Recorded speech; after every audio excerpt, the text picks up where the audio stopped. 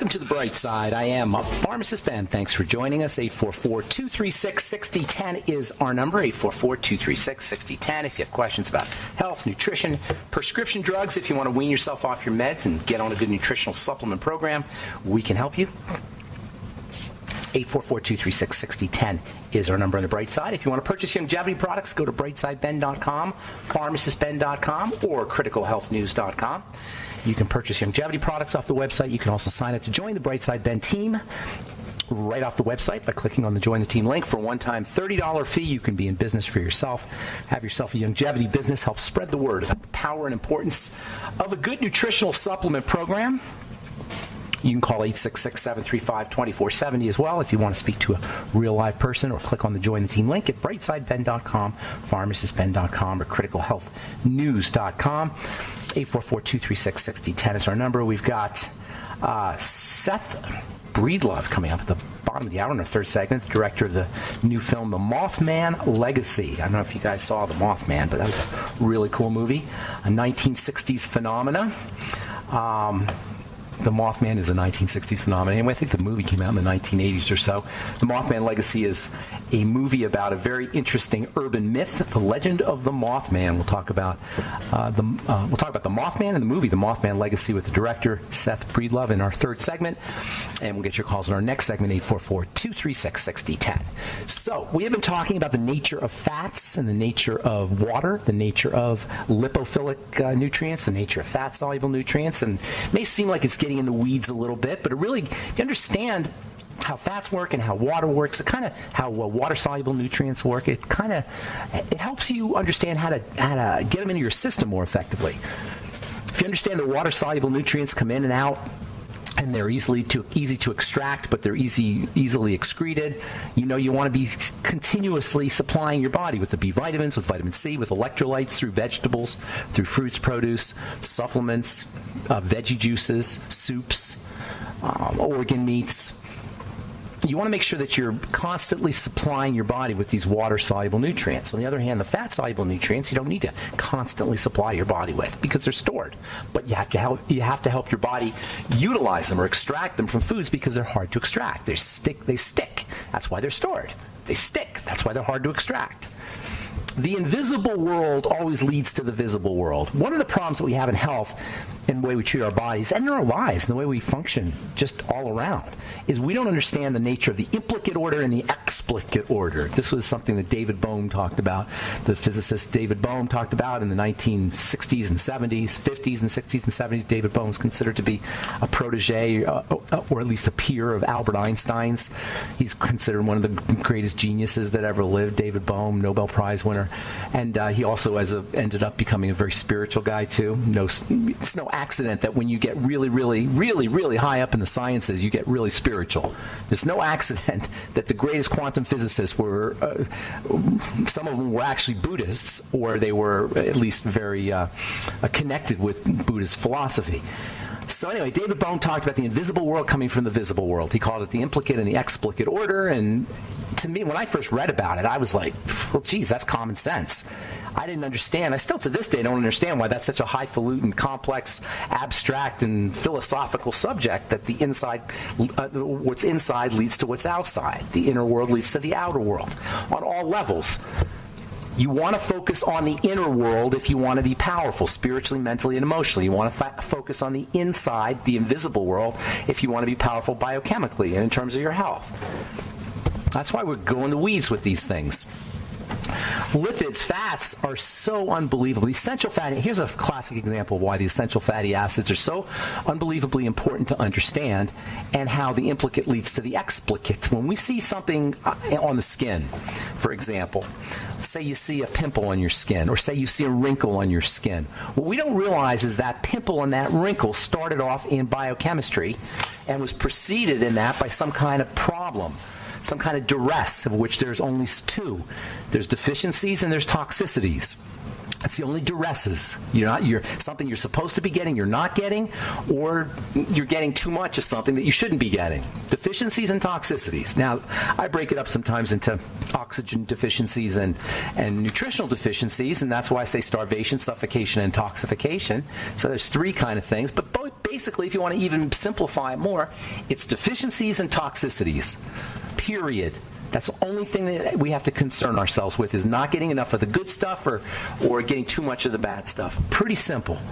When it comes to fats in the skin, you say, I've said this before, I tell people, if you don't have enough fats in your skin, if your skin doesn't have the right fatty acids, fatty balances, if you're not getting enough essential fatty acids to get in your skin's going to be more sensitive. What does that mean? It means your skin's going to be more likely to inflame. What does that mean? It means that skin cells are going to be more likely to not move as they should. That means you're going to be more prone towards eczema. You're going to be more prone towards psoriasis. You're going to be more prone towards comedones and breakouts and pimples. You're going to be more prone towards sensitive skin, where everything you put on your skin makes you red, or everything you put in your body for that matter makes you red.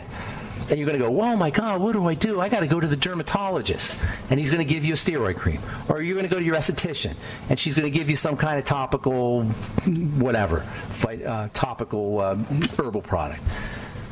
The point being that the reason your skin is sensitive, the reason your skin cells aren't growing correctly, the reason you got your acne and your eczema and your psoriasis and your sensitive skin and your dry skin for that matter, is because skin is not getting what it needs, or it's getting too much of the bad stuff. It's either deficient or it's toxic, especially in fats. When you don't get enough fats, essential fatty acids, the main player in inflammatory biochemistry, the balance of the main players in skin chemistry, skin biochemistry, skin cell biochemistry become disrupted. These main players are called prostaglandins. Prostaglandins, as in prostate gland. They call them prostaglandins because they were first discovered in the prostate gland. These prostaglandins are just perfectly balanced. And when there is any kind of deficiency or toxicity, that throws off the prostaglandin balance. One of the major deficiencies for throwing off the prostaglandin balance is deficiencies in essential fatty acids. When you don't have enough fats, it completely disrupts prostaglandin chemistry, ultimately leading to cell breakdown, ultimately leading to more disruptions in prostaglandin chemistry, and that's the downward cascade of inflammation that leads to all skin diseases. Now, I hope that's not too complicated, but if it is, I think it's interesting. But if it's too complicated, just know this. Omega-6 and omega-3. Omega-6 and omega-3, both essential fatty acids, are the main players in skin health, skin nutritional health. Essential fatty acids, your ultimate EFAs, your omega-6s and omega-3s in a balance. All right, I'm Pharmacist Ben. 844-236-6010 is our number. We'll be back on the bright side right after this.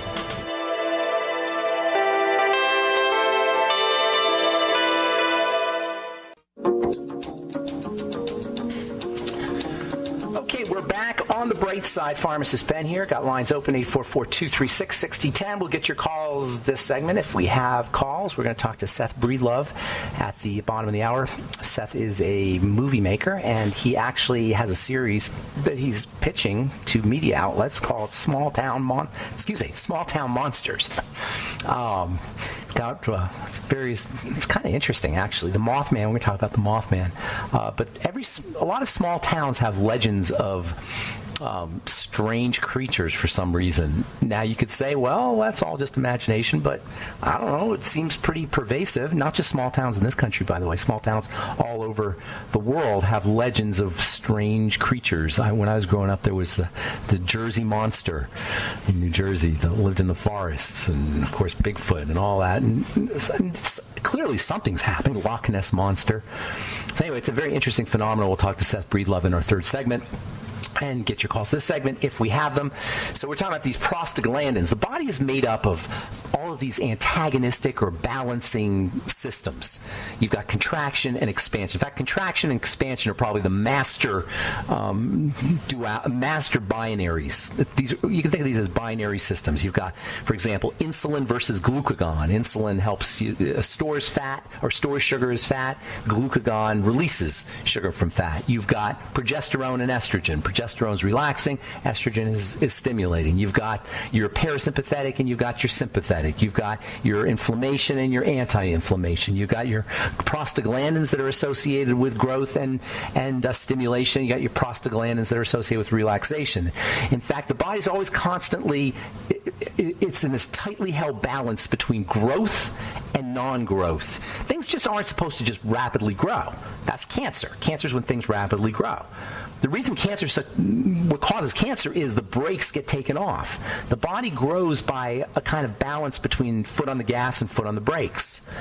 When you have cancer, for some reason, the foot came off the brakes, and now you've got your foot on the gas, and you're careening downhill out of control. The brakes have to balance out the gas, and the brake pedal has to balance out the gas pedal, and when one overrides, you got a problem. You've got to kind of balance each other out. And this is what happens when we get sick. When we get sick, the balance is thrown off. In the skin, that balance, that thrown off balance can show up as rapid growth. That's what a pimple is, a comedone, they call it. That's when you have rapid growth of cells inside a follicle. By the way, there's a lot of people who think that they can clog their pores with a skincare product.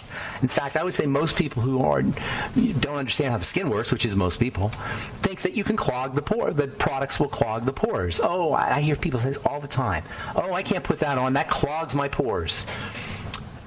Believing that if you put something on the skin, you're going to literally cause a pore to get clogged up with the product. That's not what causes a clogged pore.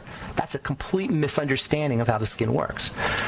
You don't clog a pore with a topical product. Otherwise, every time you put makeup on, you would clog all your pores. Obviously, that doesn't happen. Clogged pores are the result of cells that are growing out of control inside of a follicle. Inside a little pore, a little opening. Your skin has all of these openings. They're called follicles. They're covered with holes called pores. A pore is an opening to a follicle, like a rabbit hole has an opening to the place where the rabbit lives, whatever you call it, the rabbit hole. There's a top to the rabbit hole, and then there's the hole itself. A pore is the top, a follicle is the hole, and like all parts of the body, the follicle is lined with cells. When those cells overgrow, you get a clogged pore. It's not a product that clogs the pores. That's nonsensical when you think about it. Again, because we don't see the inside. We always see things from the outside. We get deluded into believing that things start from the outside. When we see them on the outside, that's where they started. Anyway, the question then is, what is causing those cells to divide so rapidly? And again, it's only two things: deficiency and toxicity. In the case of skin cells, usually it's deficiencies in fats. The correct kind of fats. I hope everybody understands that. Fatty vitamins, phytonutrients to a certain extent, and essential fatty acids. That's why if you want to have non-comedonal skin that doesn't have pimples on it, it doesn't matter what you put on the skin. I know I can't use that product. It's comedogenic. You know what about comedogenic, by the way? Comedogenic means it causes comedones, it causes pimples. Do you know when a company is testing an ingredient to see if it will cause comedones? It takes them 4 to 8 weeks to determine whether that comedone will form in response to that product. Why 4 to 8 weeks? Because that's how long it takes a skin cell to grow. If it was really clogging the pores, if a product was really clogging the pores the way we think it is, the product was clogging the pores, it would happen instantaneously. It doesn't. It takes 4 to 8 weeks. Because what's happening when an ingredient causes a comedone, or i.e. is comedogenic, it's irritating, it's toxifying the cells inside the follicle. It's a toxicity issue, not a mechanical issue. Toxicity and deficiency, those are the only two things we have to control if we want to be healthy. Whether we want our skin to be healthy or any other organ of the body, or whether we as an organism want to be healthy. Toxicity and deficiency. Toxicity and deficiency. I don't talk too much about toxicity. I talk a lot about deficiency. I've seen, based on my experience, the biggest problem is deficiency, because I've seen all kinds of turnarounds take place when people start to get on a nutritional supplement program or change the way we eat. I'm not marginalizing toxicity. Toxicity is definitely a problem. We live in a toxic environment. We live in a toxic world. GMOs are everywhere. Do you know, by the way, body fat is one of the ways the body handles toxicity? Body fat is a storage depot for toxicity, because most toxins are fatty. Why would most toxins be fatty? Because if toxins weren't fatty, they would just rinse out of your body. Think about it. Very few water-soluble toxins, because toxins can flow right out of the body. The really problematic toxins are the lipophilic ones, and your body fat acts as a storage depot for these toxins that can't be rinsed out as easily as oil-soluble toxins.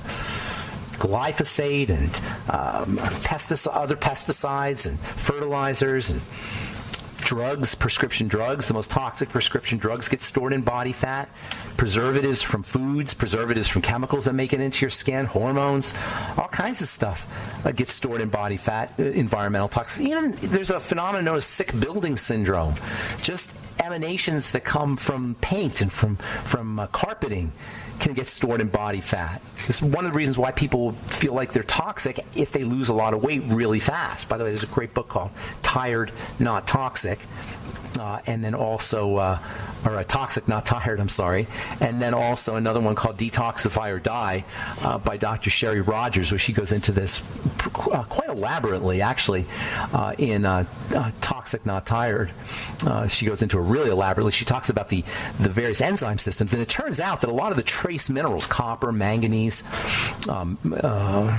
selenium, zinc, these play a very, very important role in helping the body detoxify itself of some of these poisons. They're involved in the detoxification enzyme system. Of course, glutathione is probably the most important. In fact, glutathione is ridiculously powerful. You can't necessarily get glutathione supplementally, but you can help your body make glutathione by using selenium, amino acid glutamine, the amino acid glycine, and N-acetylcysteine, maybe some sulfur too. All right. I'm Pharmacist Ben, 844-236. Actually, we're going to have a guest coming up in our next segment, Seth Breedlove, filmmaker, and his latest film is The Mothman. We'll talk to Seth Breedlove coming up in our next segment.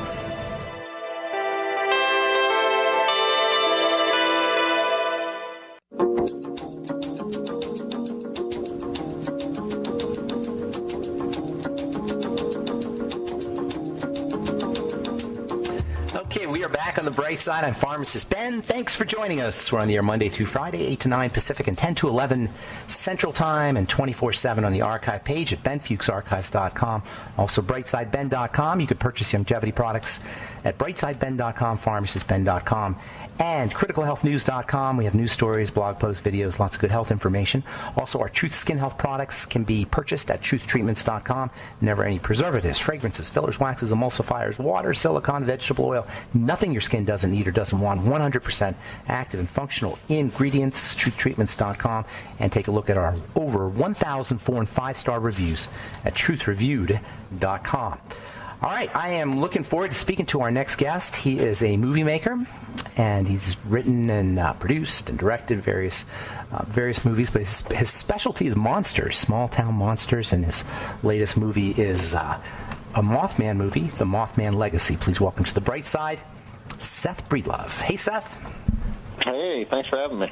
Good mornings. Good to talk to you. So I grew up in New Jersey, and we had a thing called the New Jersey Monster, or the New Jersey Devil, more technically, and we also had Bigfoot. And I noticed that you, in your documentary series, you've got various towns and various monsters associated with those towns. And I imagine this is a phenomenon that happens all over the world. What is it about small towns that attracts this kind of mythologies?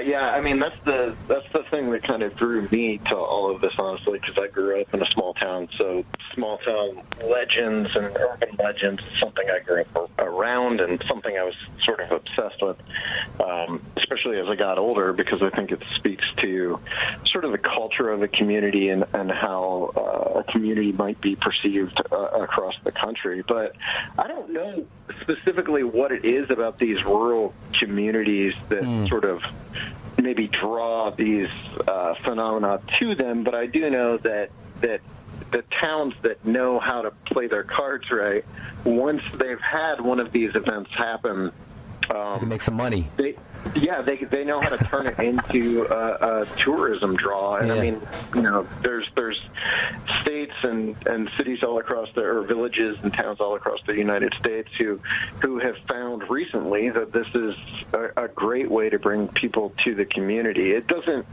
it doesn't take anything away from the reality of the event. But if they play their cards right and they know how to do it, they can definitely turn it into something that helps to revitalize a small town, financial. So you grew up in a small town in Ohio. What town was it? Yeah. It's called Bolivar, Ohio. It's somewhere between Canton, Ohio, and New Philadelphia. So New Philadelphia, Ohio. So that sounds sort of ambiguous, like they couldn't make up their mind. New Philadelphia, Ohio. So what was your monster? You know what? We had a couple, actually. The closest one to us was called the Minerva Monster, which ended up being the focus of my first movie back in 2015, and that was a Bigfoot-type creature that was seen outside of this tiny town called Minerva, which, I mean, is even further out of the way than Bolivar. I mean, it's really not close to anything. But in the late 70s, there was a series of Bigfoot sightings that mostly centered around one family, and they called the police. The police got involved, and it became sort of a big international story with media traveling from all over the world to interview this family and search the woods for the Minerva Monster. Now, Bigfoot, there's got to be some reality to that. That cannot be totally fabricated, can it? No, I of all the cryptids that I've looked into, the monster cases I've looked into, Bigfoot's the one that I've actually experienced something that I can only attribute to something like that. Tell us about that.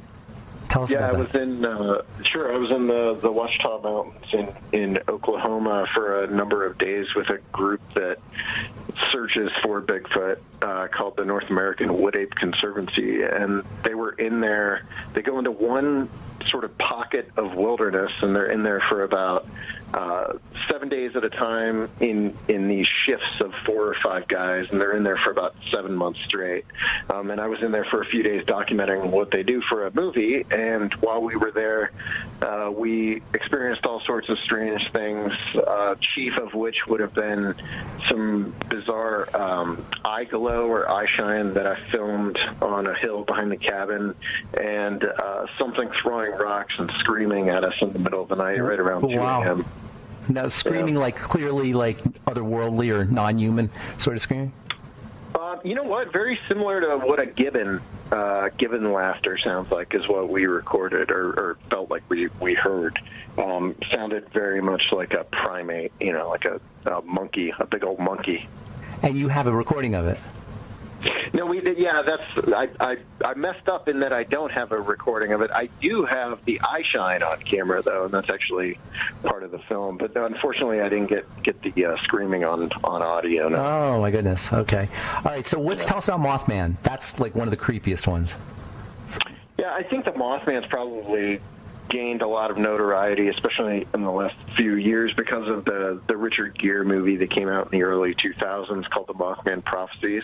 That movie really sort of catapulted the Mothman as a pop culture figure onto the world stage. And give a brief synopsis for people who haven't seen it.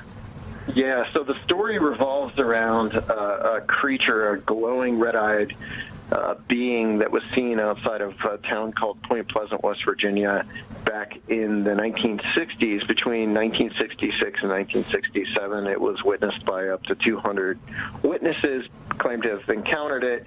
The creature was seen prior to the collapse of a bridge spanning the Ohio River that ended up killing 46 lives.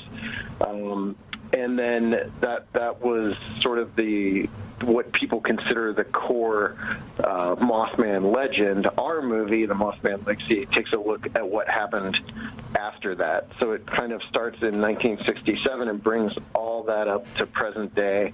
And we were able to interview numerous witnesses who claim to have encountered Mothman since 1967 all around the state of West Virginia and Appalachia in general. Not too much moonshine, nothing to do with moonshine or anything like that, huh? No, I at least not in every case. I would not credit it all to moonshine, no. Where do UFOs fit into all this stuff? Well, the 1966 and 67 wave of sightings were accompanied by mass UFO sightings. Unfortunately, what a lot of people do is they sort of consider that part of the Mothman story, those UFO waves that were happening in West Virginia. But, in my own research, I've uncovered that there were sightings of UFOs around the state of West Virginia that really kicked off in the 50s and went up until the late 70s, where they were just being seen on a daily basis. So if anything happened during the 60s and 70s, it was automatically being lumped in with the UFO sightings that were taking place around the state. But UFOs have always played a huge role in West Virginia weirdness. Mm-hmm. And, it just so happened that those strange sightings overlapped with the Mothman. Hey, hang on to that thought. I want to talk about the psychological implications of some of these monsters. I imagine you're familiar with the work of Carl Jung. I want to talk about how that relates to the outer manifestation of these monsters relates to our inner monsters and inner demons. We've got Seth Breedlove on the bright side. We'll be back with more right after this. Don't go away.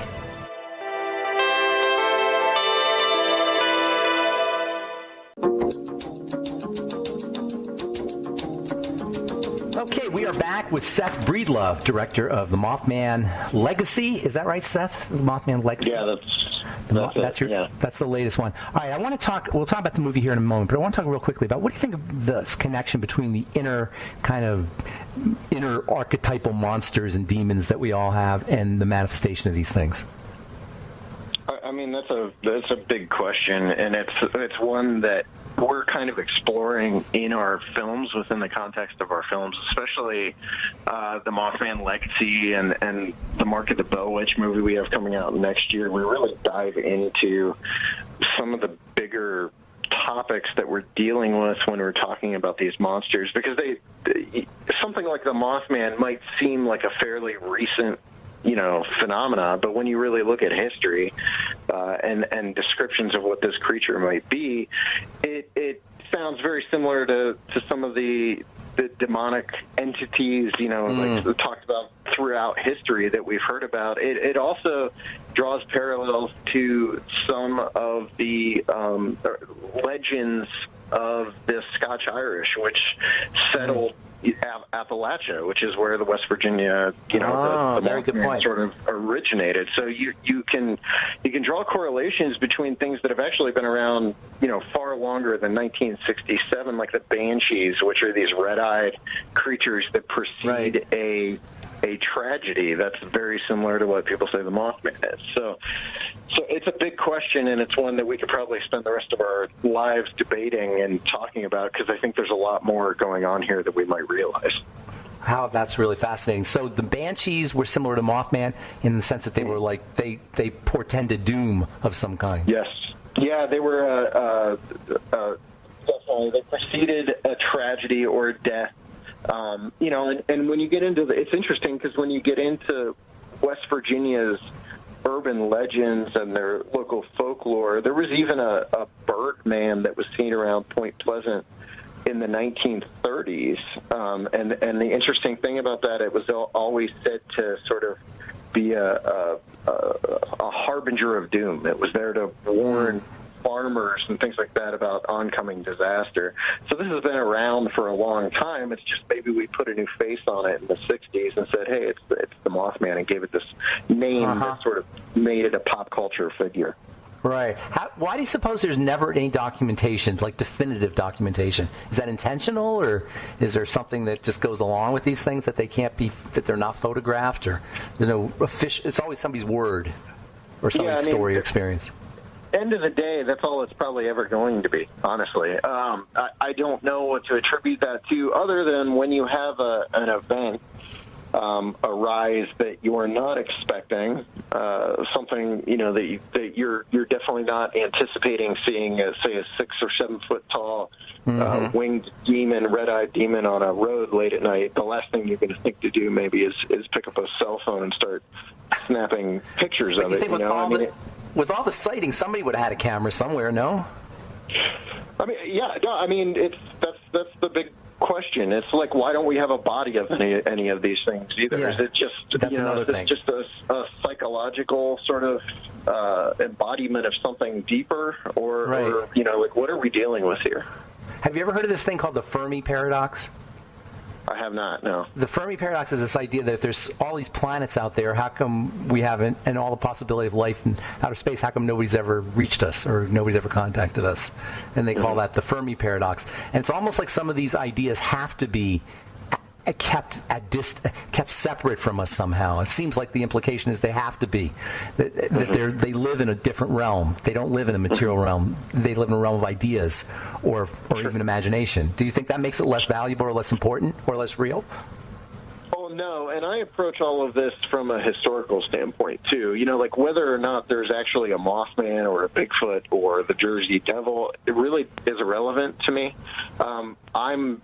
My ultimate goal here is to document these stories and keep them in a historical context. So, because regardless of what you think of the factual reality of something like a Mothman, you can't deny that it has had a massive impact on Point Pleasant, and when it happened, it had a massive impact on Point Pleasant as well. So it's putting these stories in a historical context and kind of like creating a time capsule, if you will. So when future generations can go back and learn about them. Yeah, so you're memorializing the story rather than I got it. And so when other cultures look back, they'll see these were our stories, because you can probably tell a lot about a civilization by its stories. So that will have meaning for them. Like we have, like in the big picture, we have a thing about death, and we have a thing about doom, and we live in an uncertain world, and we live in a place where we never know, what's around the corner, or we're under the sword of Damocles. And in a way, that's what these monsters are kind of telling us, that the world is uncertain, that there's danger, and you don't know. It's like a grand adventure out there, and that's a statement about our culture. It is, and it's also, these events, again, whether they happen or not, a lot of the people who experience these things are convinced they happen. So, you can't deny the impact that these things have had on the lives of the people who claim to have witnessed these creatures, whether it's psychological or a real flesh and blood being that they're encountering. It's affected their lives, and in a lot of cases, it's affected their lives for good. It'll never change. Yeah. Whether or not the cause was real, the effects are real, so to speak. Exactly. So, give an example of some of these effects. Yeah, I mean, I guess the biggest one that I come back to are some of the witnesses of the Mothman who, I guess I'll pull one from our movie, from the Mothman Legacy. We interviewed a girl named Leah Wilson. She had a sighting when she was just a child. While she was staying at I believe it was her aunt and uncle's house. She woke up in the middle of the night and heard this screeching howl echoing down the holler where her family's house was, and she ran to the window, opened the window, and this creature flew past the window. And we asked her, like, how has that affected you to this day? And there's not a day that goes by where she doesn't think about this event. It's made her leery of going on back roads late at night. It's caused nightmares, dreams, things like that. And we talked to witnesses who've had their entire life changed by encounters with these creatures. There was a guy named Howie Caton who we interviewed about the Minerva Monster sightings, and he saw the Minerva Monster as a teenager, as a senior in high school. He reported it. All he did was report what he claimed to have seen, and it became this laughing stock of the entire town. He talks about his final year in high school as if it was a complete disaster. Kids would chant Minerva Monster and Bigfoot at him when they would see him, and kids would drive up their driveway late at night screaming, Bigfoot and stuff like that, and it completely ruined his senior year of high school. And for a long time, he did everything he could to distance himself from that story because of how people reacted to his, to basically him just reporting what he encountered. Did anybody change permanently for the get permanent benefits from it, from an encounter? Yeah, I mean, I've met people who consider it a positive experience because they've sort of dedicated their lives to what they believe is trying to find the truth behind it. I don't know that I've met anyone who felt like they were, immediately blessed by what they encountered or anything like that, but those people definitely exist. Have you ever talked to anybody who had a near-death experience? I don't think I have. I've interviewed almost 200 people, so there's probably someone in there that I'm just forgetting about. Right, that's pretty cool. So now, where do people get the movie? Is it a regular movie in theaters? It'll be available on streaming platforms on October 20th. It's distributed by 1091 Pictures. So it'll be available on all major platforms, Amazon, iTunes, and all that. And actually, pre-orders for it launch tomorrow.